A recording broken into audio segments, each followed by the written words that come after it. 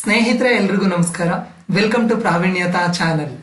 ನೀವೆಲ್ಲರೂ ಕೂಡ NET ಅಥವಾ KCET ಎಕ್ಸಾಮ್ ಅನ್ನ ಕ್ಲಿಯರ್ ಮಾಡಲೇಬೇಕು ಅಂತ ಕನಸನ್ನ ಇಟ್ಕೊಂಡು ತುಂಬಾ ದಿನಗಳಿಂದ ಪರಿಶ್ರಮವನ್ನ ಹಾಕಿ ನಿಮ್ಮ ಎಕ್ಸಾಮ್ಸ್ ಗೆ ಪ್ರಿಪರೇಷನ್ಸ್ ಅನ್ನ ಮಾಡ್ಕೊಂಡಿದ್ದೀರಾ. ಅಷ್ಟು ತುಂಬಾ ದಿನಗಳಿಂದ ನೀವು ಎಕ್ಸಾಮ್ಸ್ ಗೆ ಪ್ರಿಪೇರ್ ಆಗಿದ್ದೀರಾ, ನಿಮ್ಮ ಎಫರ್ಟ್ಸ್ ಅನ್ನ ಹಾಕಿದ್ದೀರಾ. ಈಗ ನಿಮ್ಗೆ ಎಕ್ಸಾಮ್ಸ್ ಅನ್ನ ಕ್ಲಿಯರ್ ಮಾಡ್ಕೊಳ್ಳೋದು ವೆರಿ ಇಂಪಾರ್ಟೆಂಟ್ ಆಗುತ್ತೆ. ಅಷ್ಟು ದಿವಸದಿಂದ ನೀವು ತಯಾರಾಗಿ ಕೂಡ ಎಕ್ಸಾಮ್ಸ್ ಅಲ್ಲಿ ಫೇಲ್ಯೂರ್ ಆದ್ರೆ ತುಂಬಾ ಬೇಜಾರು ಅನ್ಸುತ್ತೆ. ನಿಮ್ಗೆ ಆ ರೀತಿ ಆಗ್ಬಾರ್ದು ಅನ್ನೋ ಕಾರಣದಿಂದ ಈ NET ಅಥವಾ KCET ಎಕ್ಸಾಮ್ ಏನಿದೆ ಅದಕ್ಕೆ ಅಂತಿಮ ಕ್ಷಣದ ತಯಾರಿ ಹೇಗಿರ್ಬೇಕು, ಲಾಸ್ಟ್ ಮೊಮೆಂಟ್ ಪ್ರಿಪರೇಷನ್ಸ್ ಹೇಗಿರ್ಬೇಕು, ನೀವು ಎಕ್ಸಾಮ್ಸ್ಗೆ ಉಳಿದಿರುವಂತ ಶಾರ್ಟ್ ಟೈಮ್ ಅಲ್ಲಿ ಎಕ್ಸಾಮ್ಸ್ಗೆ ಹೇಗೆ ಪ್ರಿಪೇರ್ ಆಗಬೇಕು, ಮತ್ತೆ ಎಕ್ಸಾಮ್ಸ್ ಹಿಂದಿನ ದಿವಸ ಎಕ್ಸಾಮ್ಗೆ ಹೇಗೆ ಪ್ರಿಪೇರ್ ಆಗಬೇಕು, ಎಕ್ಸಾಮ್ ದಿವಸ ನಿಮ್ಮ ಪ್ರಿಪರೇಷನ್ಸ್ ಏನಿರಬೇಕು, ಎಕ್ಸಾಮ್ ಹಾಲ್ಗೆ ಎಂಟರ್ ಆದ್ಮೇಲೆ ನೀವು ಹೇಗೆ ಕ್ವಶನ್ ಪೇಪರ್ಗೆ ಆನ್ಸರ್ ಮಾಡಬೇಕು, ಈ ರೀತಿಯಾದಂತ ವೆರಿ ಇಂಪಾರ್ಟೆಂಟ್ ಸಕ್ಸಸ್ ಟಿಪ್ಸ್ ಅನ್ನ ನಾನು ಈ ಒಂದು ವಿಡಿಯೋದಲ್ಲಿ ನಿಮ್ಗೆ ತಿಳಿಸ್ಕೊಡ್ತೀನಿ. ಹಾಗಾಗಿ ಈ ವಿಡಿಯೋನ ಸ್ಕಿಪ್ ಮಾಡದೆ ಪೂರ್ತಿಯಾಗಿ ನೋಡಿ. ನೀವಿನ್ನು ನಮ್ಮ ಪ್ರಾವೀಣ್ಯತಾ ಚಾನಲ್ಗೆ ಸಬ್ಸ್ಕ್ರೈಬ್ ಆಗಿಲ್ಲ ಅಂತ ಹೇಳಿದ್ರೆ ಈ ಕೂಡಲೇ ಸಬ್ಸ್ಕ್ರೈಬ್ ಆಗಿ, ಜೊತೆಗೆ ಪಕ್ಕದಲ್ಲೇ ಕಾಣೋ ಬೆಲ್ ಐಕಾನ್ ಮೇಲೆ ಕ್ಲಿಕ್ ಮಾಡಿ ಆಲ್ ಅನ್ನೋ ಆಪ್ಷನ್ ಅನ್ನ ಚೂಸ್ ಮಾಡಿ. ಯಾಕಂತ ಹೇಳಿದ್ರೆ ನಿಮ್ಮ ಈ ಪ್ರಾವೀಣ್ಯತಾ ಚಾನಲ್ ಅಲ್ಲಿ ನಾವು NET ಮತ್ತೆ KCET ಎಕ್ಸಾಮ್ಗೆ ಹೆಲ್ಪ್ ಆಗೋ ರೀತಿನಲ್ಲಿ ರೆಗ್ಯುಲರ್ ಆಗಿ ಒಂದು ಕಂಪ್ಲೀಟ್ ಕೋರ್ಸ್ ಮಾದರಿಯಲ್ಲಿ ಫ್ರೀ ಆಗಿ ವಿಡಿಯೋಸ್ ಅನ್ನ ಮಾಡ್ತಾ ಬರ್ತಾ ಇದೀವಿ. ನೀವಿನ್ನು ಆ ಎಲ್ಲಾ ವಿಡಿಯೋಸ್ ಅನ್ನ ನೋಡಿಲ್ಲ ಅಂತ ಹೇಳಿದ್ರೆ ಈ ವಿಡಿಯೋ ಡಿಸ್ಕ್ರಿಪ್ಷನ್ ಅಲ್ಲಿ ಲಿಂಕ್ ಕೊಟ್ಟಿರ್ತೀನಿ. ಖಂಡಿತವಾಗ್ಲೂ ಆ ಎಲ್ಲಾ ವಿಡಿಯೋಸ್ ನಿಮ್ಗೆ ಹೆಲ್ಪ್ಫುಲ್ ಆಗುತ್ತೆ. ಸೊ ಹಾಗಾಗಿ ಆ ವಿಡಿಯೋಸ್ ಅನ್ನ ನೋಡ್ಕೊಳ್ಳಿ. ಜೊತೆಗೆ ನಿಮ್ಮ ಈ ಪ್ರಾವೀಣ್ಯತಾ ವೇರಿಯಸ್ ಸೋಷಿಯಲ್ ಮೀಡಿಯಾ ಪ್ಲಾಟ್ಫಾರ್ಮ್ಸ್ ಅಲ್ಲಿ ಪ್ರೆಸೆಂಟ್ ಇದೆ. ನೀವು ನಮ್ಮನ್ನ ಅಲ್ಲೆಲ್ಲ ಫಾಲೋ ಮಾಡಿ. ನಿಮ್ಗೆ ಏನೇ ಡೌಟ್ಸ್ ಇದ್ರು ನಾವಲ್ಲಿ ಇನ್ಸ್ಟೆಂಟ್ ಆಗಿ ಕ್ಲಿಯರ್ ಮಾಡ್ತಾ ಹೋಗ್ತೀವಿ. ನಾನು ಆ ಎಲ್ಲ ಸೋಷಿಯಲ್ ಮೀಡಿಯಾ ಲಿಂಕ್ಸ್ ಅನ್ನು ಕೂಡ ಈ ವಿಡಿಯೋ ಡಿಸ್ಕ್ರಿಪ್ಷನ್ ಅಲ್ಲಿ ಕೊಟ್ಟಿರ್ತೀನಿ. ನೀವು ಅದನ್ನ ಬಳಸ್ಕೊಂಡು social ಮೀಡಿಯಾಗೆ join ಆಗ್ಬೋದಾಗತ್ತೆ.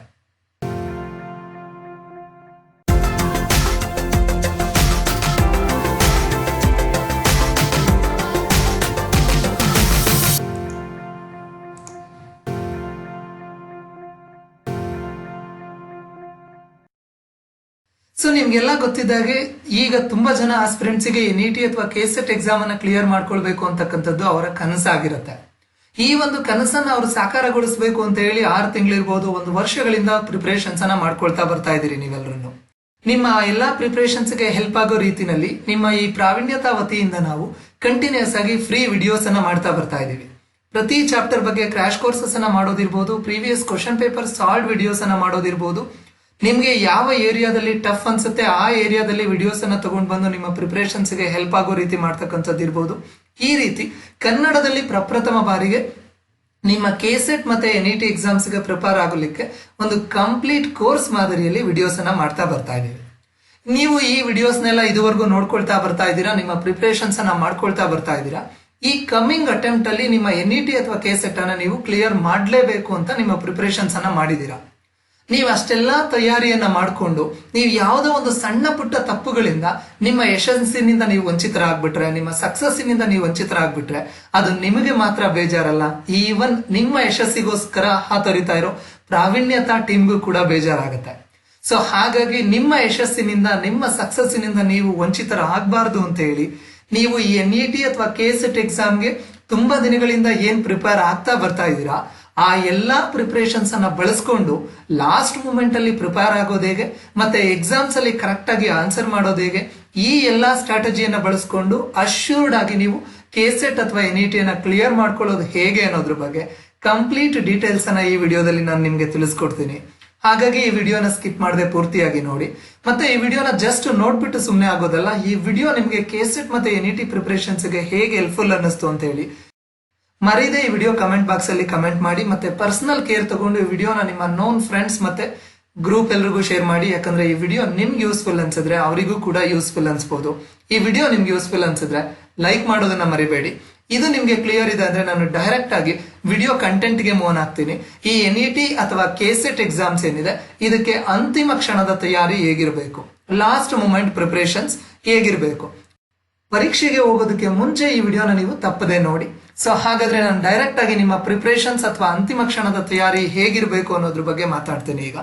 So KCET NET success tips ಅಲ್ಲಿ ಬಂದಾಗ ನಿಮ್ಗೆ ಒಂದು ನೆನಪಿರ್ಬೇಕು, ಏನಂತ ಹೇಳಿದ್ರೆ ಈ NET ಅಥವಾ KCET ಎಕ್ಸಾಮ್ ಅಂದ್ರೆ ಏನು ಅನ್ನೋ ಮೊದಲು ಕ್ಲಾರಿಟಿ ಇರಬೇಕು.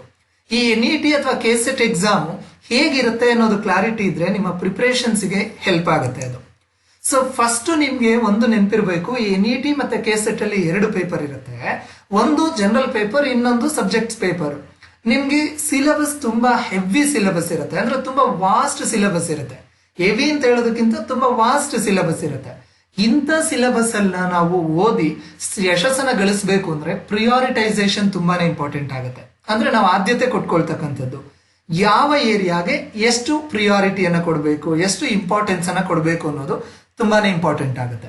ಅದನ್ನ ನಾವು ಹೇಗ್ ಡಿಸೈಡ್ ಮಾಡೋದು, ಯಾವ ಏರಿಯಾದಲ್ಲಿ ಎಷ್ಟು ಪ್ರಿಫರೆನ್ಸ್ ಅನ್ನ ಕೊಡಬೇಕು ಅನ್ನೋದನ್ನ ಹೇಗ್ ಡಿಸೈಡ್ ಮಾಡೋದು ಅಂತ ಹೇಳೋದಾದ್ರೆ, ನಿಮಗೆ ನೆನಪಿರ್ಲಿ, ನಾವು NET ಅಥವಾ KCET ಎಕ್ಸಾಮ್ ಅನ್ನ ಕ್ಲಿಯರ್ ಮಾಡಬೇಕು ಅಂದ್ರೆ, for example let's assume 60% score ಮಾಡಬೇಕು ಅಂತ ಅನ್ಕೊಳ್ಳೋಣ.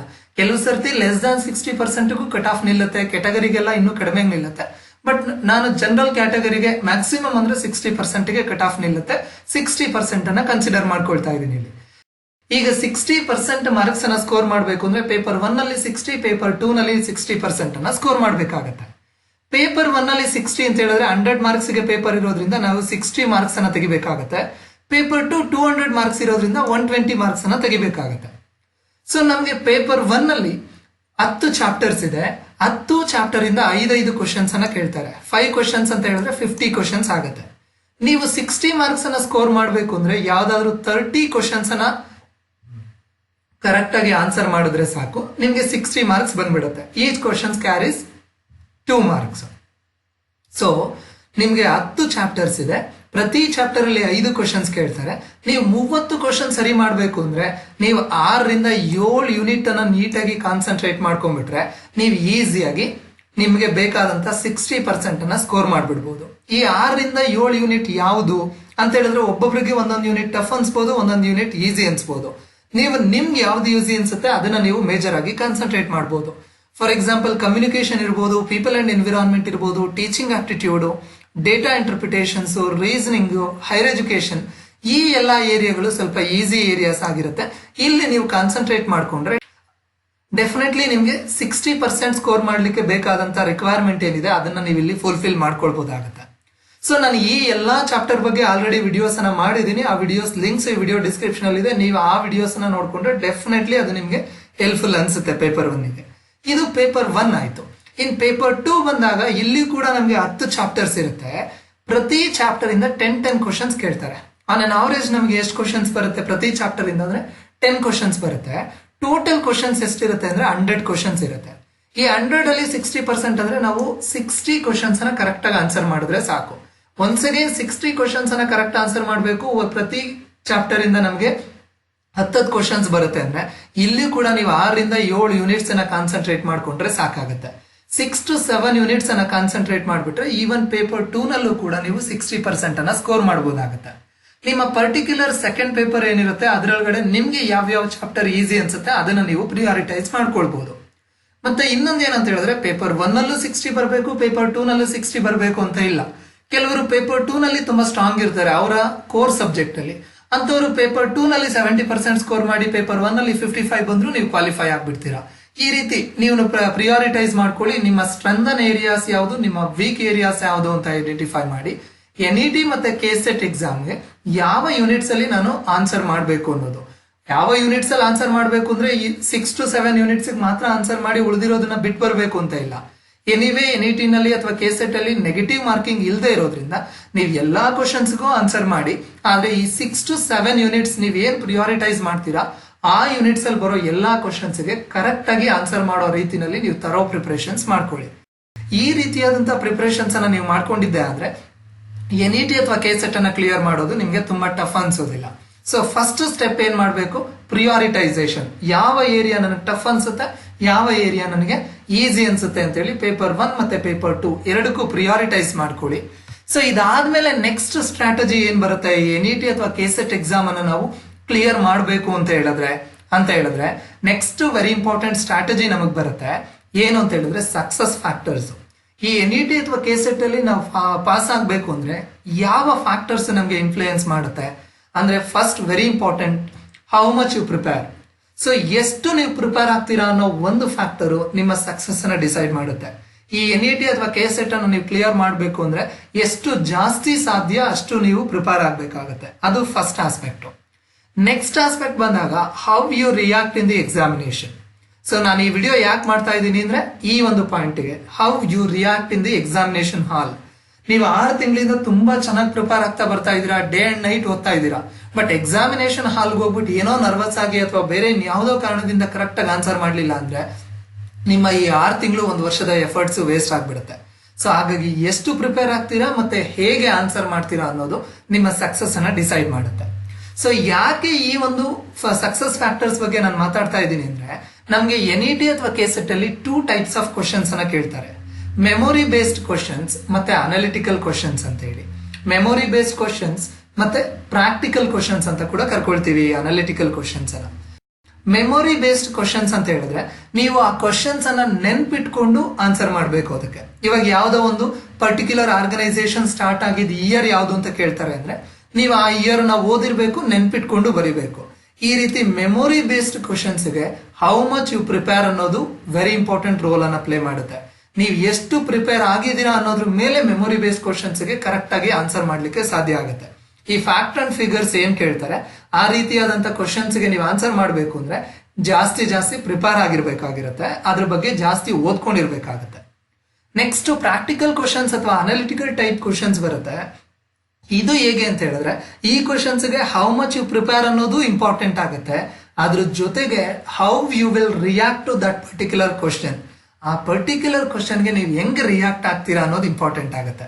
ಹೆಂಗೆ ರಿಯಾಕ್ಟ್ ಆಗ್ತೀರಾ ಅಂದ್ರೆ ನೀವು ಆಲ್ರೆಡಿ ಯಾವುದೋ ಒಂದು ಪರ್ಟಿಕ್ಯುಲರ್ ಕಾನ್ಸೆಪ್ಟ್ ಅನ್ನ ಓದಿದೀರಾ, ಅದನ್ನ ಓದಿ ಅರ್ಥ ಮಾಡ್ಕೊಂಡು ಅದರ ಅಪ್ಲಿಕೇಶನ್ ಲೆವೆಲ್ ನಾಲೆಡ್ಜ್ ನಿಮ್ಗೆ ಇರಬೇಕಾಗತ್ತೆ ಈ ರೀತಿಯಾದಂತ ಕ್ವಶನ್ಸ್ ಅನ್ನ ಆನ್ಸರ್ ಮಾಡಬೇಕು ಅಂತ ಹೇಳಿದ್ರೆ. ಸೊ ಈ ಎರಡೂ ರೀತಿಯಾದಂತ ಕ್ವಶನ್ಸ್ ಅನ್ನ ನಮಗೆ NET ಅಥವಾ KCET ಅಲ್ಲಿ ಕೇಳ್ತಾರೆ. ಸೊ ಈ ಮೆಮೊರಿ ಬೇಸ್ಡ್ ಕ್ವಶನ್ಸ್ ಮತ್ತೆ ಈ ಪ್ರಾಕ್ಟಿಕಲ್ ಅಥವಾ ಅನಾಲಿಟಿಕಲ್ ಕ್ವಶನ್ಸ್ ಅನ್ನ ಆನ್ಸರ್ ಮಾಡಬೇಕು ಅಂದ್ರೆ ನಮಗೆ ರಿಕ್ವೈರ್ಮೆಂಟ್ ಏನು ಅಂತ ಹೇಳಿದ್ರೆ, ಸೊ ಮೆಮೊರಿ ಬೇಸ್ಡ್ ಕ್ವಶನ್ಸ್ ಅನ್ನ ನಾವು ಆನ್ಸರ್ ಮಾಡಬೇಕು ಅಂದ್ರೆ ನಮಗೆ ಮೆಮೊರಿ ಇರಬೇಕು, ರಿಮೆಂಬ್ರೆನ್ಸ್ ಇರಬೇಕು, ನಾವು ಆ ಪರ್ಟಿಕ್ಯುಲರ್ ಆಸ್ಪೆಕ್ಟ್ಸ್ ಅನ್ನ ಓದಿ ನೆನ್ಪಿಟ್ಕೊಳ್ಳೋ ಶಕ್ತಿ ಇರಬೇಕು. ಅದೇ ಈ ಅನಾಲಿಟಿಕಲ್ ಕ್ವಶನ್ಸ್ ಅನ್ನ ಆನ್ಸರ್ ಮಾಡಬೇಕು ಅಂದ್ರೆ ಓದಿರೋ ಕಾನ್ಸೆಪ್ಟ್ಸ್ ಅನ್ನ ಅಪ್ಲಿಕೇಶನ್ ಮಾಡ್ತಕ್ಕಂಥ, ಅಪ್ಲೈ ಮಾಡ್ತಕ್ಕಂಥ ನಾಲೆಜ್ ಇರಬೇಕಾಗತ್ತೆ. ಇಷ್ಟಿತ್ತು ಅಂತ ಹೇಳಿದ್ರೆ ನೀವು NET ಅಥವಾ KCET ಅನ್ನ ಕ್ಲಿಯರ್ ಮಾಡ್ಕೊಳ್ತಕ್ಕಂಥದ್ದು ನಿಮ್ಗೆ ಯಾವುದೇ ಕಾರಣಕ್ಕೂ ಟಫ್ ಅಂತ ಅನ್ಸೋದಿಲ್ಲ. ಸೊ ಹಾಗಾಗಿ ತುಂಬಾ ಈಸಿಯಾಗಿ ನೀವು NET ಮತ್ತೆ KCET ಅನ್ನ ಕ್ಲಿಯರ್ ಮಾಡ್ಕೊಳ್ಬಹುದಾಗತ್ತೆ. ಸೊ ವೆರಿ ಇಂಪಾರ್ಟೆಂಟ್ ಅಂದ್ರೆ ಮೆಮೊರಿ ಬೇಸ್ಡ್ ಕ್ವಶನ್ಸ್ ಮತ್ತೆ ಅನಾಲಿಟಿಕಲ್ ಕ್ವಶನ್ಸ್ ಎರಡರ ಕಾಂಬಿನೇಷನ್ ಅಲ್ಲೇ ಕ್ವಶನ್ ಕೇಳೋದು.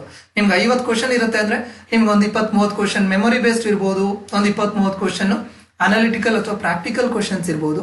ಈ ಕಾಂಬಿನೇಷನ್ ಅನ್ನ ಅರ್ಥ ಮಾಡ್ಕೊಂಡು ನೀವು ಪ್ರಿಪೇರ್ ಮಾಡ್ಕೊಂಡಿದ್ದೆ ಆದ್ರೆ ತುಂಬಾ ಈಸಿಯಾಗಿ NET ಮತ್ತೆ KCET ಅನ್ನ ಕ್ಲಿಯರ್ ಮಾಡ್ಕೊಳ್ಬಹುದಾಗತ್ತೆ.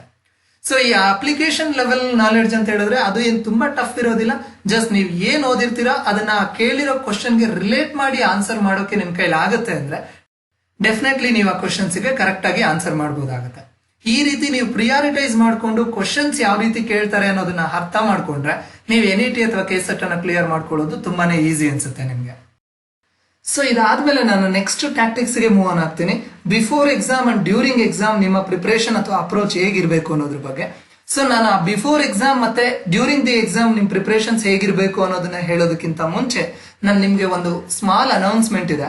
ಏನಂತ ಹೇಳಿದ್ರೆ, ನಾವು ನಿಮ್ಮ ಈ ಪ್ರಾವೀಣ್ಯತಾ ಚಾನಲ್ ಅಲ್ಲಿ NET ಮತ್ತೆ KCET ಎಕ್ಸಾಮ್ ಪ್ರಿಪರೇಷನ್ ಗೆ ಸಂಬಂಧಪಟ್ಟಂತೆ ಕಂಟಿನ್ಯೂಸ್ ಆಗಿ ಒಂದು ಕೋರ್ಸ್ ಮಾದರಿಯಲ್ಲಿ ವಿಡಿಯೋಸ್ ಅನ್ನ ಮಾಡ್ತಾ ಬರ್ತಾ ಇದೀವಿ. ಅದರ ಮುಂದುವರಿದ ಭಾಗವಾಗಿ ಈ ಸರ್ತಿ NET ಅಥವಾ KCET ಎಕ್ಸಾಮ್ ರಿಸಲ್ಟ್ ಬಂದ ಮೇಲೆ ನಮ್ಮ ಆಡಿಯನ್ಸ್ ಅಂದ್ರೆ ನಮ್ಮ ಪ್ರಾವೀಣ್ಯತಾ ಚಾನಲ್ ವ್ಯೂವರ್ಸ್ ಯಾರೆಲ್ಲ NET ಅಥವಾ KCET ಎಕ್ಸಾಮ್ ಅನ್ನ ಕ್ಲಿಯರ್ ಮಾಡ್ಕೊಳ್ತೀರಾ ಅವ್ರ ಕಡೆಯಿಂದ ಅಚೀವರ್ಸ್ ಅಡ್ವೈಸ್ ಅಥವಾ ಸಾಧಕರ ಸಲಹೆ ಅಂತ ಹೇಳಿ ಮತ್ತೆ ನಮ್ಮ ಫ್ಯೂಚರ್ ವ್ಯೂವರ್ಸ್ ಯಾರಿರ್ತಾರೆ ಅವರಿಗೆ ನಾವು ಗೈಡೆನ್ಸ್ ಅನ್ನ ಕೊಡಿಸ್ಬೇಕು ಅಂತ ಪ್ಲಾನ್ ಮಾಡಿದೀವಿ. ಅಂದ್ರೆ ಈ ಸರ್ತಿ NET ಅಥವಾ KCET ಅನ್ನ ಕ್ಲಿಯರ್ ಮಾಡ್ಕೊಂಡಿರ್ತಕ್ಕಂಥವ್ರು ಇನ್ನು ಪ್ರಿಪೇರ್ ಆಗ್ತಾ ಇರ್ತಕ್ಕಂಥ ಆಸ್ಪಿರೆಂಟ್ಸ್ ಗೆ ನೀವು ಹೇಗೆ ಪ್ರಿಪೇರ್ ಆದ್ರಿ, ನಿಮ್ಮ NET ಅಥವಾ KCET ಎಕ್ಸಾಮ್ ಪ್ರಿಪರೇಷನ್ಸ್ ಗೆ ಯಾವ ರೀತಿಯಾದಂತಹ ಸ್ಟ್ರಾಟಜಿಯನ್ನ ಬಳಸ್ಕೊಂಡ್ರಿ, ಯಾವ ರೀತಿ ನೀವು ಸ್ಟಡಿ ಮೆಟೀರಿಯಲ್ಸ್ ಅನ್ನ ಪ್ರಿಪೇರ್ ಮಾಡ್ಕೊಂಡ್ರಿ, ಈ ರೀತಿ ಅಚೀವರ್ಸ್ ಅಡ್ವೈಸ್ ಅನ್ನ ಕೊಡಿಸ್ಬೇಕು ಅಂತ ನಾವು ಪ್ಲಾನ್ ಮಾಡಿದ್ದೀವಿ. ನಾವು ಈ ಸರ್ತಿ NET ಅಥವಾ KCET ರಿಸಲ್ಟ್ ಬಂದ್ಮೇಲೆ ಯಾರ್ದೆಲ್ಲ NET ಅಥವಾ KCET ಪಾಸ್ ಆಗಿದೆ ಅವ್ರನ್ನ ಕಾಂಟ್ಯಾಕ್ಟ್ ಮಾಡಿ ಅವ್ರ ಕಡೆಯಿಂದ ಅಡ್ವೈಸ್ ಅನ್ನ ಕೊಡ್ತಕ್ಕಂಥ ಒಂದು ಪ್ರಯತ್ನವನ್ನ ಮಾಡ್ತೀವಿ. ನಾವ್ ಇದನ್ನ ಯಾಕೆ ಹೇಳ್ತಾ ಇದೀವಿ ಅಂದ್ರೆ ಏನೋ ನೀವು ಪಾಸ್ ಆಗಿದ್ದೀರಾ ನಿಮ್ ಕಡೆಯಿಂದ ಒಂದು ಅಡ್ವೈಸ್ ಕೊಡಿಸ್ಬೇಕು ಅಂತ ಮಾತ್ರ ಅಲ್ಲ. ಈ ಅಚೀವರ್ಸ್ ಅಡ್ವೈಸ್ ನ ಉದ್ದೇಶ ಎರಡಿದೆ.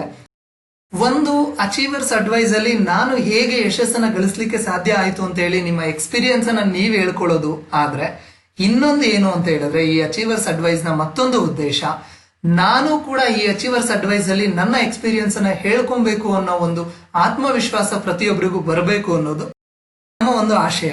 ಸೊ ಅದರ ಅರ್ಥ ಏನು ಅಂತ ಹೇಳಿದ್ರೆ, ಪ್ರತಿಯೊಬ್ರು ಅಚೀವರ್ಸ್ ಆಗ್ಬೇಕು, ಯಶಸ್ವಿ ವ್ಯಕ್ತಿಗಳಾಗಬೇಕು ಅನ್ನೋದು ಪ್ರಾವೀಣ್ಯತಾದ ಉದ್ದೇಶ ಆಗಿರುತ್ತೆ. ಸೊ ಹಾಗಾಗಿ ಈ ಸರ್ತಿ ಪ್ರಾವೀಣ್ಯತಾ ಚಾನಲ್ ವ್ಯೂಯರ್ಸ್ ಯಾರಿದ್ದಾರೆ ಅವರು NET ಅಥವಾ KCET ಕ್ಲಿಯರ್ ಮಾಡ್ಕೊಂಡ್ರೆ ನಾವೇ ನಿಮ್ಮನ್ನ ಕಾಂಟ್ಯಾಕ್ಟ್ ಮಾಡ್ತೀವಿ. ನೀವು ಹೇಗೆ NET ಅಥವಾ KCET ಎಕ್ಸಾಮ್ ಅನ್ನ ಕ್ಲಿಯರ್ ಮಾಡ್ಕೊಂಡ್ರಿ ಅಂತೇಳಿ ನಿಮ್ಮ ಸ್ಟಡಿ ಟಿಪ್ಸ್ ಅನ್ನ ನಮ್ಮ ಆಡಿಯನ್ಸ್ಗೆ ನೀವು ಕೊಡ್ಬೋದಾಗತ್ತೆ. ಸೊ ಇದು ನಮ್ಮ ಅಚೀವರ್ಸ್ ಅಡ್ವೈಸ್ ಅನ್ನೋ ಒಂದು ಕಾರ್ಯಕ್ರಮದ ಬಗ್ಗೆ ಮಾಹಿತಿ ಆಯ್ತು.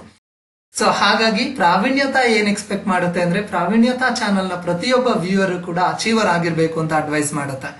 ಸೊ ಹಾಗಾಗಿ ಈ ವಿಡಿಯೋ ನೋಡ್ತಾ ಇರ್ತಕ್ಕಂಥ ಪ್ರತಿಯೊಬ್ರು ಕೂಡ ಎಸ್ ನಾನು ಕೂಡ ಕಮಿಂಗ್ ಅಟೆಂಪ್ಟ್ ಅಲ್ಲಿ NET ಅಥವಾ KCET ಎಕ್ಸಾಮ್ ಅನ್ನ ಪಾಸ್ ಮಾಡೇ ಮಾಡ್ತೀನಿ ಮತ್ತೆ ನಿಮ್ಮ ಅಚೀವರ್ಸ್ ಅಡ್ವೈಸ್ ಕಾರ್ಯಕ್ರಮದಲ್ಲಿ ಭಾಗವಹಿಸ್ತೀನಿ ಅಂತ ಹೇಳಿ ಈ ವಿಡಿಯೋ ಕಮೆಂಟ್ ಬಾಕ್ಸ್ ಅಲ್ಲಿ ಕಮೆಂಟ್ ಮಾಡೋ ಮೂಲಕ ನಿಮ್ಮ ಒಂದು ಕಾನ್ಫಿಡೆನ್ಸ್ ಅನ್ನ ತೋರಿಸಿ. ಇದು ನಿಮ್ಗೆ ಕ್ಲಿಯರ್ ಇದೆ ಅಂದ್ರೆ ನಾನು ನೆಕ್ಸ್ಟ್ ಟಿಪ್ಗೆ ಮೂವ್ ಆನ್ ಆಗ್ತೀನಿ. ಸೊ ಮೊದಲಿಗೆ ನಾವು ಎಕ್ಸಾಮ್ಸ್ಗೆ ಅಟೆಂಡ್ ಮಾಡೋದಕ್ಕಿಂತ ಮುಂಚೆ ನಮ್ಮ ಪ್ರಿಪರೇಷನ್ಸ್ ಏನಿರ್ಬೇಕು ಅಂತ ನೋಡೋಣ. ಎಕ್ಸಾಮ್ ಹಾಲ್ಗೆ ಹೋಗೋದಕ್ಕಿಂತ ಮುಂಚೆ ಅಥವಾ ಎಕ್ಸಾಮ್ ಹಿಂದಿನ ದಿವಸ ನಮ್ಮ ಪ್ರಿಪರೇಷನ್ಸ್ ಏನಿರ್ಬೇಕು ಅಂತ ನಾನು ಮೊದಲು ತಿಳಿಸ್ಕೊಡ್ತೀನಿ. ನೀವು ಎಕ್ಸಾಮ್ಸ್ಗೆ 6 ತಿಂಗಳಿಂದ ಪ್ರಿಪೇರ್ ಆಗಿದ್ದೀರಾ ಅಥವಾ 1 ವರ್ಷದಿಂದ ಪ್ರಿಪೇರ್ ಆಗಿದ್ದೀರಾ, ಆದ್ರೆ ಲಾಸ್ಟ್ ಮೂಮೆಂಟ್ ಪ್ರಿಪರೇಷನ್ ನಿಮ್ಮ ಸಕ್ಸಸ್ ಆರ್ ಫೇಲ್ಯೂರ್ ಅನ್ನ ಡಿಸೈಡ್ ಮಾಡುತ್ತೆ. ಸೊ ಹಾಗಾಗಿ ಫಸ್ಟ್ ನಾವು ಎಕ್ಸಾಮ್ಸ್ ಹಿಂದಿನ ದಿವಸಗಳಲ್ಲಿ ಹೇಗೆ ಪ್ರಿಪರೇಷನ್ಸ್ ಇರಬೇಕು ಅಂತ ನೋಡೋದಾದ್ರೆ, ಫಸ್ಟ್ ವೆರಿ ಇಂಪಾರ್ಟೆಂಟ್, ಎಕ್ಸಾಮ್ಸ್ ಹಿಂದಿನ ದಿನಗಳಲ್ಲಿ ನಾವು ಎಕ್ಸಾಮ್ಸ್ ಹೋಗ್ಬೇಕಾದ್ರೆ ಏನೆಲ್ಲ ಕಂಡೀಷನ್ಸ್ ಅನ್ನ ಫುಲ್ಫಿಲ್ ಮಾಡಬೇಕು ಅನ್ನೋದನ್ನ ನೋಡ್ಕೊಳ್ಬೇಕು. ಇದನ್ನ ನೋಡ್ಕೊಳ್ಬೇಕು ಅಂದ್ರೆ ನಮ್ಮ ಎಕ್ಸಾಮ್ ಕಂಡಕ್ಟಿಂಗ್ ಅಥಾರಿಟೀಸ್ ಒಂದಷ್ಟು ಡೈರೆಕ್ಷನ್ಸ್ ಅನ್ನ ಕೊಟ್ಟಿರ್ತಾರೆ, ಅದ್ರ ಬಗ್ಗೆ ಮಾಹಿತಿಯನ್ನ ತಿಳ್ಕೊಳ್ಬೇಕು ನಾವು. ಸೊ ಅದ್ರ ಬಗ್ಗೆ ಮಾಹಿತಿಯನ್ನ ನಾನು ತಿಳಿಸ್ಕೊಡ್ತಾ ಹೋಗ್ತೀನಿ ನಾನು. ಈಗ KCET ಎಕ್ಸಾಮ್ಗೆ ಸಂಬಂಧಪಟ್ಟಂತೆ ಹೇಳೋದಾದ್ರೆ, ನೀವು ಫಸ್ಟ್ ಎಕ್ಸಾಮ್ಸ್ ಹೋಗೋದಕ್ಕಿಂತ ಮುಂಚೆ ಎಕ್ಸಾಮ್ ಸೆಂಟರ್ ಯಾವುದು ನಿಮ್ದು, ಯಾವ ಎಕ್ಸಾಮ್ ಸೆಂಟರ್ ಯಾವ ಸಬ್ ಸೆಂಟರ್ ಅಂತ ಹೇಳಿ ನಿಮ್ಗೆ ಅಲಾಟ್ಮೆಂಟ್ ವೆನ್ಯೂ ಏನ್ ಬಿಟ್ಟಿದ್ರೆ ಅದರಲ್ಲಿ ನೀವು ಟೆಸ್ಟ್ ಸೆಂಟರ್ಸ್ ಬಗ್ಗೆ ಡೀಟೇಲ್ಸ್ ಅನ್ನ ನೋಡ್ಕೊಳ್ಬೇಕಾಗತ್ತೆ. ಸೊ ಅದಾದ್ಮೇಲೆ ನೀವು ಮರೀದೆ ನಿಮ್ಮ ಅಡ್ಮಿಷನ್ ಕಾರ್ಡು ಮತ್ತೆ ಒಂದು ಫೋಟೋ ಐಡೆಂಟಿಟಿ ಕಾರ್ಡ್ ಅನ್ನ ತಗೊಂಡೋಗ್ಬೇಕಾಗತ್ತೆ. ಅಡ್ಮಿಷನ್ ಕಾರ್ಡು ಮತ್ತೆ ಒಂದು ಫೋಟೋ ಐಡೆಂಟಿಟಿ ಕಾರ್ಡ್ ಅನ್ನ ನೀವು ಮರೀದೆ ತಗೊಂಡೋಗಿ. ಸೊ ಯಾಕಂದ್ರೆ ಇದನ್ನ ಮರ್ತು ಹೋದ್ರೆ ಇಷ್ಟು ದಿವಸ ಪ್ರಿಪೇರ್ ಆಗಿದ್ದು ನಿಮ್ಗೆ ವೇಸ್ಟ್ ಆಗುತ್ತೆ. ಮತ್ತೆ the examination hall room open ಆಗೋದು 30 minutes before the examination commencement time ಏನಿದೆ ಅದಕ್ಕಿಂತ ಮುಂಚೆ ಓಪನ್ ಆಗುತ್ತೆ. The candidate who is late by more than 20 minutes shall not be admitted to the exam ಅಂತ ಹೇಳ್ತಾರೆ. ಅಂದ್ರೆ 20 ನಿಮಿಷಕ್ಕಿಂತ ಲೇಟ್ ಆಗಿ ಏನಾದ್ರೂ ಎಕ್ಸಾಮಿನೇಷನ್ ಹಾಲ್ ಒಳಗಡೆ ಹೋಗೋದಾದ್ರೆ ನಿಮ್ಗೆ ಅಲೋ ಮಾಡೋದಿಲ್ಲ. ಸೊ ಹಾಗಾಗಿ ತುಂಬಾ ಅರ್ಲಿನೇ ನೀವು ಎಕ್ಸಾಮ್ ಸೆಂಟರ್ಗೆ ರೀಚ್ ಆಗ್ಬೇಕಾಗತ್ತೆ. Seat marked with the roll number is allotted to the candidate. ಪ್ರತಿಯೊಬ್ಬ ಕ್ಯಾಂಡಿಡೇಟ್ಗೂ ರೋಲ್ ನಂಬರ್ ಇರ್ತಕ್ಕಂಥ ಒಂದು ಸೀಟ್ ಅನ್ನು ಅಲಾಟ್ ಮಾಡುತ್ತೆ. ಕ್ಯಾಂಡಿಡೇಟ್ ಆ ಸೀಟ್ ಅಲ್ಲಿ ರೋಲ್ ನಂಬರ್ ಅನ್ನ ಚೆಕ್ ಮಾಡಿಕೊಂಡು ಆ ಸೀಟ್ ಅನ್ನು occupy ಮಾಡ್ಕೊಳ್ಬೇಕಾಗತ್ತೆ. By 9 o'clock morning 9 o'clock ಒಳಗಡೆ ನೀವು ನಿಮ್ಮ ಎಕ್ಸಾಮಿನೇಷನ್ ಹಾಲ್ ಒಳಗಡೆ ನಿಮ್ಮ ಸೀಟ್ ಅಲ್ಲಿ ನೀವು ಕುತ್ಕೊಳ್ಬೇಕಾಗತ್ತೆ. ಅದಾದ್ಮೇಲೆ candidate should not tamper the seal of the test booklets ಅಂತ ಹೇಳ್ತಾರೆ. ಸೊ ವೆರಿ ಇಂಪಾರ್ಟೆಂಟ್, ನಿಮ್ ಪೇಪರ್ 1 ಮತ್ತೆ ಪೇಪರ್ 2 ಎರಡು ಕ್ವಶನ್ ಪೇಪರ್ ಅನ್ನ ನಿಮ್ ಮೊದಲೇ ಕೊಡ್ತಾರೆ. ಆದ್ರೆ 9 o'clock ಕ್ವಶನ್ ಪೇಪರ್ ಕೊಟ್ಟರು ಕೂಡ 9:30 ಒಳಗಡೆ ನೀವು ಕ್ವಶನ್ ಪೇಪರ್ದು ಸೀಲ್ ಅನ್ನ ಓಪನ್ ಮಾಡೋಂಗಿಲ್ಲ. ಜಸ್ಟ್ ನೀವು OMR ಫಿಲ್ಲಿಂಗ್ ಏನಿರುತ್ತೆ ಅದನ್ನ ಮಾಡ್ಬೇಕಾಗತ್ತೆ. ಫಸ್ಟ್ ಪೇಪರ್ಗೆ 9:30 ಒಳಗಡೆ ಕ್ವಶನ್ ಪೇಪರ್ ಸೀಲ್ ಓಪನ್ ಮಾಡೋಂಗಿಲ್ಲ. ಸೆಕೆಂಡ್ ಪೇಪರ್ಗೆ 11 o'clock ಒಳಗಡೆ ನೀವು ಕ್ವಶನ್ ಪೇಪರ್ ಸೀಲ್ ಅನ್ನ ಓಪನ್ ಮಾಡೋಂಗಿಲ್ಲ. ಇದನ್ನ ನೀವು ನೋಡ್ಕೊಳ್ಬೇಕಾಗತ್ತೆ. ಸೊ ಇದಾದ್ಮೇಲೆ ನೆಕ್ಸ್ಟ್ ಬರುತ್ತೆ, ಅದೇನು ಅಂತ ಹೇಳಿದ್ರೆ, ನೀವು ಆನ್ಸರ್ ಮಾಡೋದಕ್ಕಿಂತ ಮುಂಚೆ ವೆರಿ ಇಂಪಾರ್ಟೆಂಟ್ OMR ಅನ್ನ ಫಿಲ್ ಮಾಡಬೇಕು. ತುಂಬಾ ಜನ ಆಸ್ಪಿರೆಂಟ್ಸ್ 6 ತಿಂಗಳು ಪ್ರಿಪೇರ್ ಆಗಿರ್ತೀರಾ, ಬಟ್ ಎಕ್ಸಾಮ್ ಅಲ್ಲಿಗೆ ಹೋದಾಗ ನರ್ವಸ್ ಆಗಿ ಬೇರೆ ಬೇರೆ ಟೆನ್ಷನ್ ಅಲ್ಲಿ OMR ಶೀಟ್ ಅಲ್ಲಿ ತಪ್ಪು ಮಾಹಿತಿಗಳನ್ನ ಫಿಲ್ ಮಾಡ್ಬಿಡ್ತೀರಾ. ಸೊ ಆ ರೀತಿಯಾದಂತ ತಪ್ಪು ಯಾವುದೇ ಕಾರಣಕ್ಕೂ ಆಗ್ಬಾರ್ದು. ಸೊ ಯಾಕಂತ ಹೇಳಿದ್ರೆ, ನಿಮ್ಮ ರಿಜಿಸ್ಟರ್ ನಂಬರ್ ಇರ್ಬೋದು, ಸಬ್ಜೆಕ್ಟ್ ಕೋಡ್ ಇರ್ಬೋದು, ಸೆಂಟರ್ ಕೋಡ್ ಇರ್ಬೋದು, ಅದರ್ ಪರ್ಸನಲ್ ಡೀಟೇಲ್ಸ್ ಇರ್ಬೋದು, ಅದನ್ನೆಲ್ಲ ತುಂಬಾ ಕೇರ್ಫುಲ್ ಆಗಿ ನೀವು ಕರೆಕ್ಟ್ ಆಗಿ ಫಿಲ್ ಮಾಡಿ. ನೀವು ಒಂದು ಕ್ವಶನ್ಗೆ ಆನ್ಸರ್ ಮಾಡೋದನ್ನ ತಪ್ಪು ಮಾಡಿದ್ರೆ 2 ಮಾರ್ಕ್ಸ್ ಅಷ್ಟೇ ಕಡಿಮೆ ಆಗುತ್ತೆ ನಿಮ್ಗೆ. ಆದ್ರೆ ನೀವು ರಿಜಿಸ್ಟರ್ ನಂಬರ್ ಎಂಟರ್ ಮಾಡೋದನ್ನೇ ತಪ್ಪಾಗ್ಬಿಟ್ರೆ ನಿಮ್ಮ ಎಂಟೈರ್ ರಿಸಲ್ಟ್ ಡಿಕ್ಲೇರ್ ಆಗೋದಿಲ್ಲ. ಸೊ ಹಾಗಾಗಿ ನಿಮ್ಮ ಬೇರೆ ಬೇರೆ ಡೀಟೇಲ್ಸ್ ಏನಿರುತ್ತೆ ಅದನ್ನ ಫಿಲ್ ಮಾಡುವಾಗ OMR ಶೀಟ್ ಅಲ್ಲಿ ತುಂಬಾ ಕೇರ್ಫುಲ್ ಆಗಿ ಫಿಲ್ ಮಾಡಬೇಕಾಗತ್ತೆ. ಮತ್ತೆ ಎಕ್ಸಾಮ್ ಆಲ್ಗೆ ನೀವು OMR ಫಿಲ್ ಮಾಡ್ಲಿಕ್ಕೆ ನೀವು blue or black ball point pen ಅನ್ನ ತಗೊಂಡು ಹೋಗ್ಬೇಕು. ಜೆಲ್ ಪೆನ್ ಅನ್ನ ಯೂಸ್ ಮಾಡೋಂಗಿಲ್ಲ. ಬ್ಲೂ ಆರ್ ಬ್ಲಾಕ್ ಮಾತ್ರನೇ ಇರಬೇಕು. ಅದ್ರ ಜೊತೆಗೆ ಪೆನ್ಸಿಲ್ ಮತ್ತೆ ಎರೇಸರ್ ತಗೊಂಡು ಹೋಗ್ಬೋದಾಗುತ್ತೆ ನಿಮ್ಮ ಕ್ಯಾಲ್ಕುಲೇಷನ್ಸ್ಗೆ ಏನಾದ್ರೂ ಬೇಕಾದ್ರೆ. ಇದಾದ್ಮೇಲೆ ಕ್ಯಾಂಡಿಡೇಟ್ಸ್ ನಿಮ್ಮ OMR ಶೀಟ್ ಅಲ್ಲಿ ನಿಮ್ಮ ಪರ್ಸನಲ್ ಐಡೆಂಟಿಟಿ, ಮೊಬೈಲ್ ನಂಬರ್ ಅಥವಾ ಬೇರೆ ಇನ್ಯಾವುದೇ ಸ್ಪೆಷಲ್ ಮಾರ್ಕ್ಸ್ ಅನ್ನ ಮಾಡೋ ಆಗಿಲ್ಲ. ಅದನ್ನ ಮಾಡಿದ್ರೆ ನಿಮ್ಮನ್ನ ಡಿಸ್ಕ್ವಾಲಿಫೈ ಮಾಡ್ತಾರೆ. ಮತ್ತೆ time allotted for each paper includes required time for the reading instructions. ನಿಮ್ಗೆ ಕ್ವಶನ್ ಪೇಪರ್ ಅಲ್ಲಿ ಇನ್ಸ್ಟ್ರಕ್ಷನ್ಸ್ ಇರುತ್ತೆ. ಆ ಇನ್ಸ್ಟ್ರಕ್ಷನ್ಸ್ ಅನ್ನ ಕೇರ್ಫುಲ್ ಆಗಿ ಓದ್ಕೊಳ್ಳಿ. ನಿಮ್ಗೆ ಇನ್ಸ್ಟ್ರಕ್ಷನ್ ಓದ್ಲಿಕ್ಕೆ ಅಂತ ಸಪರೇಟ್ ಟೈಮ್ ಇರೋದಿಲ್ಲ. ಎಕ್ಸಾಮ್ಗೆ ಏನ್ ಟೈಮ್ ಕೊಟ್ಟಿರ್ತಾರೆ ಅದೇ ಟೈಮ್ ಅಲ್ಲೇ ಇನ್ಸ್ಟ್ರಕ್ಷನ್ಸ್ ಅನ್ನ ಓದ್ಕೊಳ್ಬೇಕಾಗತ್ತೆ. ಸೊ ಇದಾದ್ಮೇಲೆ ನೆಕ್ಸ್ಟ್ ಗೈಡ್ ಲೈನ್ ಹೇಳುತ್ತೆ ಬೆಲ್ ಬಗ್ಗೆ. ಸೊ ನಿಮ್ಗೆ bell 30 minutes before the examination, exam commence ಆಗೋದಕ್ಕಿಂತ 30 ನಿಮಿಷ ಮುಂಚೆ ಒಂದು ಬೆಲ್ ಆಗುತ್ತೆ. ಎಕ್ಸಾಮ್ ಕಮೆನ್ಸ್ ಆದಾಗ ಒಂದು ಬೆಲ್ ಆಗುತ್ತೆ at the commencement of exam. 15 minutes before the end of the exam, exam end ಆಗೋದಕ್ಕಿಂತ 15 ನಿಮಿಷ ಮುಂಚೆ, ಅಂದ್ರೆ ಪೇಪರ್ 1ಗೆ 15 ನಿಮಿಷ ಮುಂಚೆ, ಪೇಪರ್ 2ಗೆ 15 ನಿಮಿಷ ಮುಂಚೆ ಒಂದು ಬೆಲ್ ಮಾಡ್ತಾರೆ. ಮತ್ತೆ ಎಂಡ್ ಆಫ್ ದಿ ಎಕ್ಸಾಮ್ಗೆ ಒಂದು ಬೆಲ್ ಮಾಡ್ತಾರೆ. ಈ ರೀತಿ ನಿಮ್ಗೆ ಬೆಲ್ ಮಾಡೋ ಶೆಡ್ಯೂಲ್ ಇರುತ್ತೆ, ಅದನ್ನ ನೀವು ನೋಡ್ಕೊಳ್ಬೇಕಾಗುತ್ತೆ. ಅದಾದ್ಮೇಲೆ ಕ್ಯಾಂಡಿಡೇಟ್ ಒರಿಜಿನಲ್ OMR ಶೀಟ್ ಅನ್ನ ರಿಟರ್ನ್ ಮಾಡಿನೇ ಬರಬೇಕು ಎಕ್ಸಾಮ್ ಇಂದ ಬರ್ಬೇಕಾದ್ರೆ. ಅದ್ರ ಜೊತೆಗೆ ಒಂದು ಕಾರ್ಬನ್ ಕಾಪಿ ಇರುತ್ತೆ, ಅದನ್ನ ನೀವು ತಗೊಂಡ್ಬರ್ಬೋದಾಗತ್ತೆ ನಿಮ್ಮ ರೆಫರೆನ್ಸ್ಗೆ. ನೆಕ್ಸ್ಟ್ ಅಂತ ಬಂದಾಗ, ಸೊ ಯಾವುದೇ ಕ್ಯಾಂಡಿಡೇಟ್ ಅನ್ಫೇರ್ ಮೀನ್ಸ್ ಅನ್ನ ಬಳಸ್ಕೊಂಡು, ಅಂದ್ರೆ ಕಾಪಿ ಮಾಡೋದು, ಬೇರೆ ರೀತಿಯಾದಂತಹ ಅನ್ಫೇರ್ ಮೀನ್ಸ್ ಅನ್ನ ಬಳಸ್ಕೊಂಡ್ರೆ ಅವ್ರನ್ನ ಡಿಸ್ಕ್ವಾಲಿಫೈ ಮಾಡ್ತೀವಿ ಅಂತ ಹೇಳ್ತಾರೆ. So no candidate shall be permitted to change the case set subject. ಒಂದ್ ಸರ್ತಿ ನೀವು ಅಪ್ಲಿಕೇಶನ್ ಹಾಕಿದ್ಮೇಲೆ ಸಬ್ಜೆಕ್ಟ್ ಚೇಂಜ್ಗೆ ಆಪ್ಷನ್ ಇಲ್ಲ, ಅದನ್ನ ಹೇಳಿದ್ದಾರೆ. ಸೊ ಅದಾದ್ಮೇಲೆ each candidate shall have to produce his or admit card, photo ID proof on demand of the invigilator or examination superintendent ಅಂತ ಹೇಳ್ತಾರೆ. ನಿಮ್ಮ ಅಡ್ಮಿಟ್ ಕಾರ್ಡ್ ಮತ್ತೆ ಒಂದು ಫೋಟೋ ಐಡೆಂಟಿಟಿ ಕಾರ್ಡ್ ಅನ್ನ ನೀವು ಕಂಪಲ್ಸರಿ ಪ್ರೊಡ್ಯೂಸ್ ಮಾಡಲೇಬೇಕು. ಅಡ್ಮಿಟ್ ಕಾರ್ಡ್ ಜೊತೆಗೆ ನಿಮ್ಮ ಪಾನ್ ಕಾರ್ಡ್ ಇರ್ಬೋದು, ವೋಟರ್ ID ಇರ್ಬೋದು, ಆಧಾರ್ ಕಾರ್ಡ್ ಇರ್ಬೋದು, ಈ ರೀತಿ ಫೋಟೋಗ್ರಾಫ್ ಇರ್ತಕ್ಕಂಥ ಒಂದು ID ಕಾರ್ಡ್ ಅನ್ನ ನೀವು ಕ್ಯಾರಿ ಮಾಡಬೇಕಾಗತ್ತೆ. ಅದಾದ್ಮೇಲೆ PWD ಕ್ಯಾಂಡಿಡೇಟ್ಸ್ಗೆ, ಪರ್ಸನ್ಸ್ ವಿತ್ ಡಿಸಬಿಲಿಟಿ ಅವರಿಗೆ ಒಂದಷ್ಟು ರಿಲ್ಯಾಕ್ಸೇಷನ್ ಇರುತ್ತೆ, ಒಂದಷ್ಟು ಎಕ್ಸ್ಟ್ರಾ ಟೈಮ್ ಇರುತ್ತೆ, ಅದನ್ನ ನೀವು ನೋಡ್ಕೊಳ್ಬೇಕಾಗುತ್ತೆ. ಎಕ್ಸಾಮ್ ಬರೆಯೋಕೆ ಹೋಗೋರಿಗೆ ಯಾವುದೇ TA ಅಥವಾ DA ನ ಅವ್ರು ಪ್ರೊವೈಡ್ ಮಾಡೋದಿಲ್ಲ. ಮತ್ತೆ ಟೈಮಿಂಗ್ಸ್ ಆಫ್ ದಿ ಎಕ್ಸಾಮಿನೇಷನ್ ಬಗ್ಗೆ ಮಾತಾಡ್ತಾರೆ, ಕೇರ್ಫುಲ್ ಆಗಿ ನೋಡ್ಕೊಳ್ಬೇಕು. ಪೇಪರ್ 1ಗೆ 100 ಮಾರ್ಕ್ಸ್ ಗೆ ಆನ್ಸರ್ ಮಾಡಬೇಕು, 50 ಕ್ವಶನ್ಸ್ ಇರುತ್ತೆ, 1 ಅವರ್ ಮಾತ್ರ ಟೈಮ್ ಇರುತ್ತೆ. 9:30 ಇಂದ 10:30 ವರೆಗೂ ನಿಮ್ಗೆ ಆನ್ಸರ್ ಮಾಡೋಕೆ ಅವಕಾಶ ಇರುತ್ತೆ. ಬಟ್ ನೀವು 9 o'clockಗೆ ಎಕ್ಸಾಮ್ ಹಾಲ್ ಒಳಗಡೆ ಎಂಟರ್ ಆಗಿರ್ಬೇಕಾಗುತ್ತೆ. ಸೊ ಹಾಗಾಗಿ ಪೇಪರ್ 1ಗೆ 1 ಅವರ್ ಟೈಮ್ ಇರುತ್ತೆ. ಸೊ ಯೂಶಲಿ ಏನಾಗುತ್ತೆ ಅಂದ್ರೆ ಪೇಪರ್ 1ಗೆ ಸ್ವಲ್ಪ ಟೈಮ್ ಶಾರ್ಟೇಜ್ ಅನ್ಸುತ್ತೆ. ಸೊ ಹಾಗಾಗಿ ಪೇಪರ್ 1 ಅನ್ನ ಕೇರ್ಫುಲ್ ಆಗಿ ನೋಡ್ಕೊಳ್ಬೇಕು.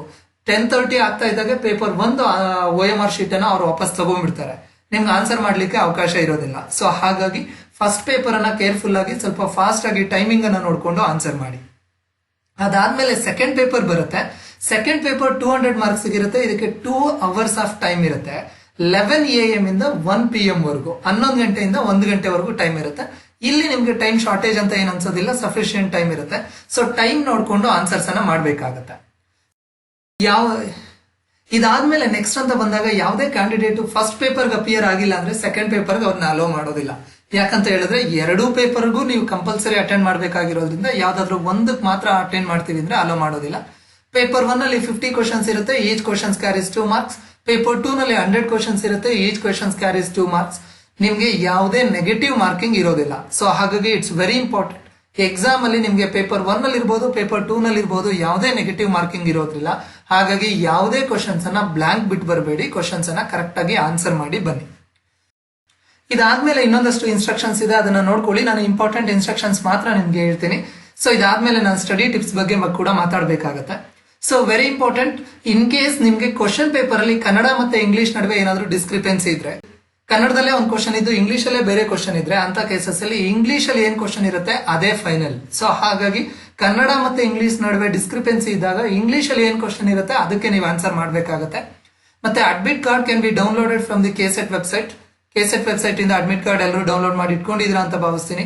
ನಿಮ್ಗೆ ಎಕ್ಸಾಮಿನೇಷನ್ ಸೆಂಟರ್ ಒಳಗಡೆ ಯಾವುದೇ ಕ್ಯಾಲ್ಕುಲೇಟರ್ ಆಗಲಿ, ಎಲೆಕ್ಟ್ರಾನಿಕ್ ಗ್ಯಾಜೆಟ್ಸ್ ಆಗಲಿ, ಮೊಬೈಲ್ ಫೋನ್ಸ್ ಆಗಲಿ ಅಥವಾ ಸ್ಯಾಟಲೈಟ್ ಫೋನ್ಸ್ ಆಗಲಿ, ಇದು ಯಾವುದೂ ಅಲೋ ಇರೋದಿಲ್ಲ, ಇದು ಪ್ರೊಹಿಬಿಟ್ ಆಗಿದೆ.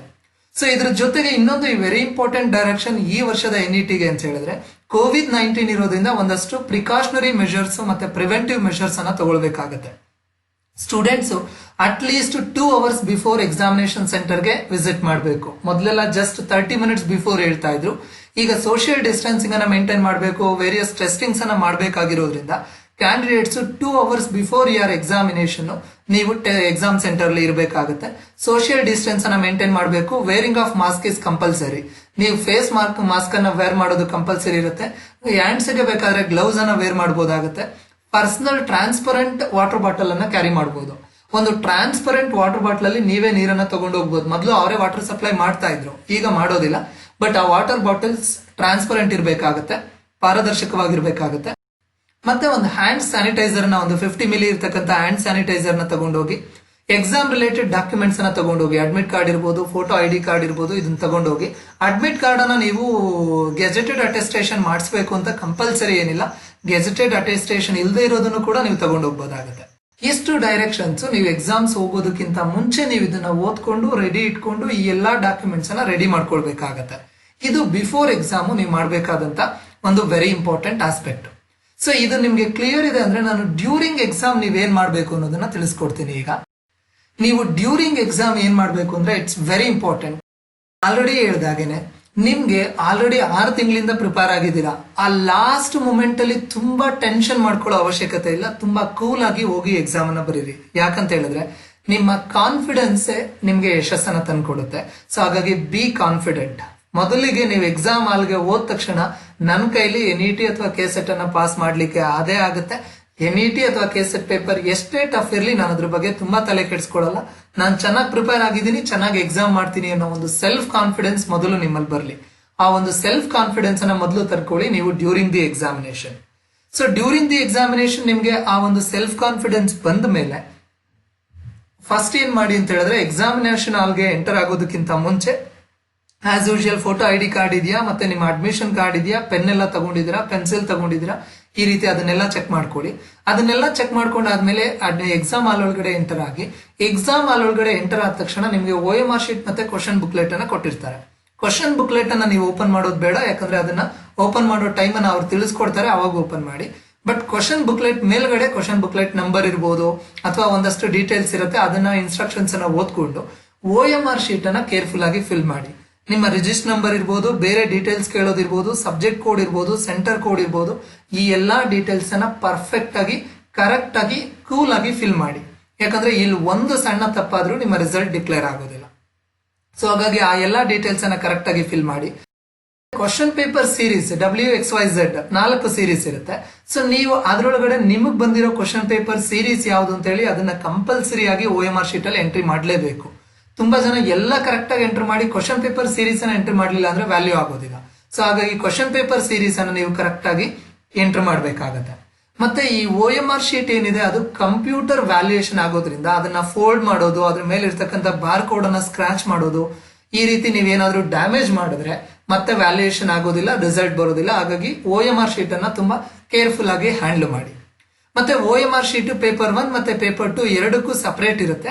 ಸೊ ನೀವು ಅದನ್ನ ನೋಡ್ಕೊಂಡು OMR ಶೀಟ್ ಅಲ್ಲಿ ಏನೆಲ್ಲ ಇನ್ಸ್ಟ್ರಕ್ಷನ್ಸ್ ಕೊಟ್ಟಿದೆ ಅದನ್ನ ಫಾಲೋ ಮಾಡ್ಕೊಳ್ಬೇಕಾಗುತ್ತೆ. ಮತ್ತೆ ವೆರಿ ಇಂಪಾರ್ಟೆಂಟ್, ತುಂಬಾ ಜನ ಆಸ್ಪಿರೆಂಟ್ಸ್ ಮಾಡೋ ಇನ್ನೊಂದು ತಪ್ಪೇನಂತ ಹೇಳಿದ್ರೆ OMR ಶೀಟ್ ಅಲ್ಲಿ ನಾವು ಸರ್ಕಲ್ಸ್ ಅನ್ನ ಫಿಲ್ ಮಾಡ್ಬೇಕಾಗತ್ತೆ. ನಮ್ಮ ರಿಜಿಸ್ಟರ್ ನಂಬರ್ ಇರ್ಬೋದು, ಆನ್ಸರ್ ನ ಫಿಲ್ ಮಾಡುವಾಗ ಅಲ್ಲಿ ನಮ್ಗೆ ಒಂದು ಸರ್ಕಲ್ ಏನ್ ಕೊಟ್ಟಿರ್ತಾರೆ ಅದನ್ನ ಕರೆಕ್ಟ್ ಆಗಿ ಫಿಲ್ ಮಾಡಬೇಕು. ಅರ್ಧ ಫಿಲ್ ಮಾಡೋದು ಇಲ್ಲಿ ನಿಮ್ಗೆ ತೋರಿಸಿದ್ದಾರೆ, ಯಾವ್ದು ಕರೆಕ್ಟ್ ಮೆಥಡ್ ಆಫ್ ಫಿಲ್ಲಿಂಗ್ ಅಂತ ಇಲ್ಲೇ ಕಾಣ್ತಾ ಇದೆ ಸ್ಕ್ರೀನ್ ಮೇಲೆ, ನೀವು ನೋಡ್ಕೊಳ್ಬಹುದಾಗತ್ತೆ. ಸೊ ಈ ರೀತಿ ಅರ್ಧಂಬರ್ಧ ಓವೆಲ್ಸ್ ಅನ್ನ ಫಿಲ್ ಮಾಡಿದ್ರೆ ಕಂಪ್ಯೂಟರ್ ಅದನ್ನ ರೆಕಗ್ನೈಸ್ ಮಾಡಲ್ಲ. ನೀವು ಯಾವ್ದು ಕರೆಕ್ಟ್ ಆನ್ಸರ್ ಚೂಸ್ ಮಾಡಿರ್ತೀರಾ ಅದನ್ನ ಕಂಪ್ಲೀಟ್ ಸರ್ಕಲ್ ಅನ್ನ ನೀವು ರೌಂಡ್ ಆಗಿ ನೀವು ಶೇಡ್ ಮಾಡ್ಬೇಕಾಗತ್ತೆ. ಅದನ್ನ ಕೇರ್ಫುಲ್ ಆಗಿ ನೋಡ್ಕೊಳ್ಬೇಕು. ಮತ್ತೆ ಯಾವುದೇ ಆನ್ಸರ್ಸ್ ತಪ್ಪಾದ್ರೆ ನೀವು ಫ್ಲೂಯಿಡ್ಸ್ ಅನ್ನ ಬಳಸೋಂಗಿಲ್ಲ, ವೈಟ್ನರ್ ಅನ್ನ ಬಳಸಿ ನೀವು OMR ಶೀಟ್ ಅನ್ನ ಓವರ್ ರೈಟ್ ಮಾಡೋಂಗಿಲ್ಲ. ಸೊ ಹಾಗಾಗಿ ಯಾವುದೇ ಡೀಟೇಲ್ಸ್ ಅನ್ನ ಎಂಟರ್ ಮಾಡ್ಬೇಕಾದ್ರೆ ಒಂದಲ್ಲ 2 ಸರ್ತಿ ಮೊದಲು ವೆರಿಫೈ ಮಾಡ್ಕೊಂಡು ಆಮೇಲೆ ಡೀಟೇಲ್ಸ್ ಅನ್ನ ಎಂಟರ್ ಮಾಡಿ. ಮತ್ತೆ ಈ ಬಬಲ್ ಅನ್ನ ನೀವು ಶೇಡ್ ಮಾಡ್ಲಿಕ್ಕೆ blue or black ball point pen ಅನ್ನೇ ಬಳಸ್ಕೊಳ್ಬೇಕಾಗುತ್ತೆ. ನಾನು ಆಲ್ರೆಡಿ ಹೇಳಿದಾಗೆ ವೈಟ್ನರ್ ಅನ್ನ ಬಳಸೋ ಅವಶ್ಯಕತೆ ಇಲ್ಲ. ಸೊ ನೀವು ಪ್ರತಿ ಕ್ವಶನ್ಗೆ ಒಂದೇ ಆಪ್ಷನ್ ಅನ್ನ ಚೂಸ್ ಮಾಡಬೇಕು. ABCD ಆಪ್ಷನ್ ಅಲ್ಲಿ ಯಾವ್ದಾದ್ರು ಒಂದನ್ನ ಚೂಸ್ ಮಾಡಬೇಕು. ಮೋರ್ ದನ್ ಒಂದನ್ನ ನೀವು ಡಾರ್ಕ್ ಮಾಡಿದ್ರಿ ಅಂತ ಹೇಳಿದ್ರೆ ಆ ಕ್ವಶನ್ ಇನ್ವ್ಯಾಲಿಡ್ ಆಗ್ಬಿಡುತ್ತೆ. ಸೊ ಹಾಗಾಗಿ ಇಷ್ಟು ಒಂದು ಡೈರೆಕ್ಷನ್ಸ್ ಅನ್ನ ಗಮನದಲ್ಲಿ ಇಟ್ಕೊಳ್ಳಿ. ಇಷ್ಟು ಇಟ್ಕೊಂಡು ನೆಕ್ಸ್ಟ್ ಆನ್ಸರ್ ಮಾಡೋ ಟಿಪ್ಸ್ಗೆ ಅಂತ ಬಂದಾಗ ನೀವು ಆನ್ಸರ್ ಮಾಡ್ಲಿಕ್ಕೆ ನಿಮ್ದೇ ಆದಂತ ಒಂದು ಸ್ಟ್ರಾಟಜಿಯನ್ನು ತಗೊಳ್ಳಿ. ನೀವು ಒಂದು ವೆರಿ ಇಂಪಾರ್ಟೆಂಟ್ ಆಗಿ ಗಮನದಲ್ಲಿ ಇಟ್ಕೊಳ್ಬೇಕು. ಏನಂತ ಹೇಳಿದ್ರೆ ನಿಮ್ಮ ಕ್ವಶನ್ ಪೇಪರ್ ಅಲ್ಲಿ ಬರ್ತಕ್ಕಂಥ ಪ್ರತಿ ಕ್ವಶನ್ಗೆ 2 ಮಾರ್ಕ್ಸ್ ಇರುತ್ತೆ. ಅದರ ಅರ್ಥ ಏನು ಅಂತ ಹೇಳಿದ್ರೆ ಯಾವುದೇ ಕ್ವಶನ್ಗೆ ರಿಕ್ವೈರ್ಮೆಂಟ್ ಗಿಂತ ಜಾಸ್ತಿ ಟೈಮ್ ಅನ್ನ ಸ್ಪೆಂಡ್ ಮಾಡಬೇಡಿ.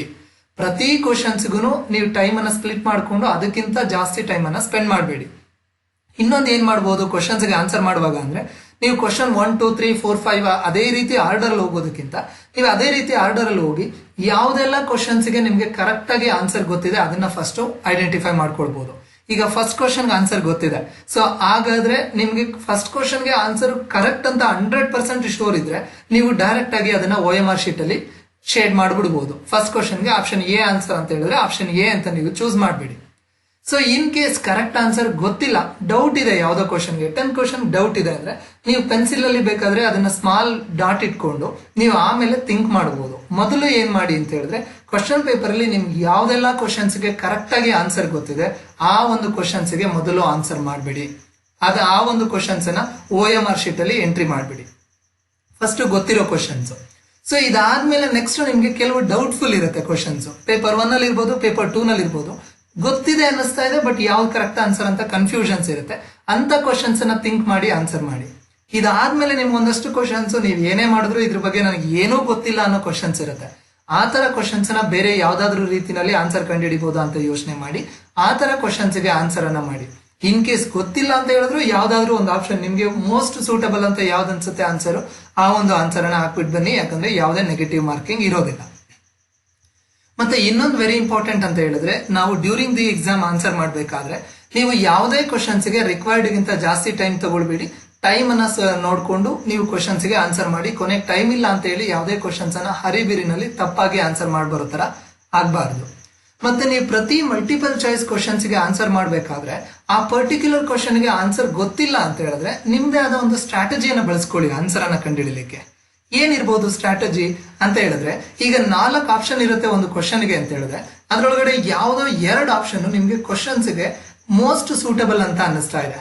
ಸೊ ಮೋಸ್ಟ್ ಸೂಟಬಲ್ ಅಂತ ಯಾವ್ದು ಅನ್ಸುತ್ತೆ ಆ 2ರೊಳಗಡೆ ನೀವು ಯಾವ್ದೋ ಒಂದನ್ನು ಚೂಸ್ ಮಾಡೋ ಪ್ರಯತ್ನ ಪಡೋದು ಒಂದು ಸ್ಟ್ರಾಟಜಿ. ಇನ್ನೊಂದು ಸ್ಟ್ರಾಟಜಿ 4 ಆಪ್ಷನ್ಸ್ ಇದೆ ABCD ನಲ್ಲಿ ಯಾವ್ದೋ 2 ಆಪ್ಷನ್ ಈ ಕ್ವಶನ್ ರಿಲೇಟೆಡ್ ಇಲ್ಲ ಅಂತ ಹೇಳಿದ್ರೆ ಆ ಆಪ್ಷನ್ಸ್ ಅನ್ನ ಬಿಟ್ಟು ಉಳಿದಿರೋದ್ರಲ್ಲಿ ನೀವು ಆಪ್ಷನ್ಸ್ ಅನ್ನ ಹುಡುಕ್ಬಹುದು, ಆನ್ಸರ್ ಅನ್ನ ಹುಡುಕ್ಬಹುದು. ಈ ರೀತಿ ನೀವು ಯಾವ್ದು ಕರೆಕ್ಟ್ ಆನ್ಸರ್ ಆಗುತ್ತೆ ಅಂತ ಥಿಂಕ್ ಮಾಡಿ ಆನ್ಸರ್ ನ ಹುಡುಕ್ಲಿಕ್ಕೂ ಪ್ರಯತ್ನ ಪಡಿ ಕೆಲವು ಕ್ವಶನ್ಸ್ಗೆ. ಇನ್ನು ಕೆಲವು ಕ್ವಶನ್ಸ್ಗೆ ಯಾವ್ದು ಸರಿ ಉತ್ತರ ಅಲ್ಲ ಅದನ್ನ ನೀವು ರಿಮೂವ್ ಮಾಡಿ ಅಥವಾ ಅದನ್ನ ನೀವು ಲೆಫ್ಟ್ ಔಟ್ ಮಾಡಿ ಆನ್ಸರ್ ನ ಕಂಡುಹಿಡಿಯಲಿಕ್ಕೆ ಈ ಒಂದು ಸ್ಟ್ರಾಟಜಿಯನ್ನ ಬಳಸ್ಕೊಳ್ಳಿ, ಅದು ನಿಮ್ಗೆ ತುಂಬಾನೇ ಹೆಲ್ಪ್ ಆಗುತ್ತೆ. ಸೊ ಅದಾದ್ಮೇಲೆ ನಿಮ್ಮ ಪರ್ಟಿಕ್ಯುಲರ್ ಕ್ವಶನ್ಸ್ ಯಾವ್ದೋ ಒಂದು ಟಾಪಿಕ್ ಮೇಲೆ ಇದೆ ಅಂತ ಹೇಳಿದ್ರೆ ನಿಮ್ಗೆ ಅದಕ್ಕೆ ಆನ್ಸರ್ ಗೊತ್ತಾಗ್ಲಿಲ್ಲ ಅಂತ ಹೇಳುವಾಗ ನೀವು ಆ ಟಾಪಿಕ್ ಓದಿರ್ತೀರಲ್ಲ ಆ ಕಾನ್ಸೆಪ್ಟ್ ಅನ್ನ ಒಂದ್ಸರಿ ನೆನಪಿಸ್ಕೊಳ್ಳಿ. ಆ ಕಾನ್ಸೆಪ್ಟ್ ನೆನಪಿಸ್ಕೊಂಡು ಆಮೇಲೆ ಕ್ವಶನ್ಸ್ ಅನ್ನ ಇನ್ನೊಂದ್ಸರ್ತಿ ಓದಿ ಆಮೇಲೆ ಕ್ವಶನ್ ಆಪ್ಷನ್ಸ್ ಅನ್ನ ಓದಿ ಆನ್ಸರ್ ಅನ್ನ ಹುಡುಕ್ಲಿಕ್ಕೆ ಪ್ರಯತ್ನ ಪಡಿ. ಮತ್ತೆ ಪೇಪರ್ 1 ಮತ್ತೆ ಪೇಪರ್ 2 ನಲ್ಲೂ ಅಷ್ಟೇ ಕೆಲವು ಟೈಪ್ ಆಫ್ ಕ್ವಶನ್ಸ್ ಬರುತ್ತೆ, ಅಲ್ಲಿ ನೋ ನಾಟ್ ಈ ವರ್ಡ್ಸ್ ಇದೆಯಾ ಇಲ್ವಾ ಅಂತ ನೋಡ್ಕೊಳ್ಳಿ. ಈ ನೋ ಅಥವಾ ನಾಟ್ ವರ್ಡ್ಸ್ ಇತ್ತು ಅಂದ್ರೆ ಒಂದು ಆನ್ಸರ್ ಆಗ್ಬಿಡುತ್ತೆ, ಇದಿಲ್ಲ ಅಂದ್ರೆ ಒಂದು ಆನ್ಸರ್ ಆಗ್ಬಿಡುತ್ತೆ. ನಾವು ಅರ್ಜೆಂಟ್ ಅಲ್ಲಿ ಟೆನ್ಷನ್ ಅಲ್ಲಿ ಕ್ವಶನ್ ಓದುವಾಗ ನೋ ಅಥವಾ ನಾಟ್ ಅನ್ನೋ ವರ್ಡ್ಸ್ ಅನ್ನ ಬಿಟ್ಬಿಟ್ಟು ನಾವು ಕ್ವಶನ್ ಅನ್ನ ಓದ್ಕೊಂಡ್ಬಿಟ್ರೆ ತಪ್ಪಾದ ಆನ್ಸರ್ ಅನ್ನ ಹಾಕುವಂತ ಚಾನ್ಸಸ್ ಇರುತ್ತೆ. ಆ ಒಂದು ಮಿಸ್ಟೇಕ್ ಅನ್ನ ಮಾಡ್ಕೊಳ್ಬೇಡಿ, ಕ್ವಶನ್ಸ್ ಅನ್ನ ಕೇರ್ಫುಲ್ ಆಗಿ ಓದ್ಕೊಳ್ಳಿ. ಮತ್ತೆ ನಿಮ್ಗೆ ಕ್ವಶನ್ಗೆ ಆನ್ಸರ್ ಗೊತ್ತಾಗ್ಲಿಲ್ಲ ಅಂತ ನೀವು ತುಂಬಾ ಟೆನ್ಷನ್ ಮಾಡ್ಕೊಳ್ಳೋದು ಬೇಡ.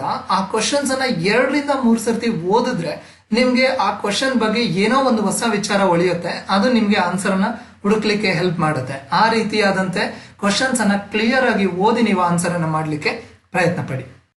ಇದಾದ್ಮೇಲೆ ಎಲ್ಲಾ ಕ್ವಶನ್ಸ್ಗೂ ಆನ್ಸರ್ ಮಾಡಿದ್ಮೇಲೆ ಇನ್ನೊಂದ್ಸರ್ತಿ ಕೇರ್ಫುಲ್ ಆಗಿ ಕ್ವಶನ್ ಪೇಪರ್ ಮತ್ತೆ OMR ಶೀಟ್ ಅನ್ನ ಟ್ಯಾಲಿ ಮಾಡಿ ನೋಡಿ. ನಾನು ಎಲ್ಲಾ ಕ್ವಶನ್ಸ್ಗೂ ಬಬಲ್ಸ್ ಅನ್ನ ರೌಂಡ್ ಮಾಡಿದೀನ.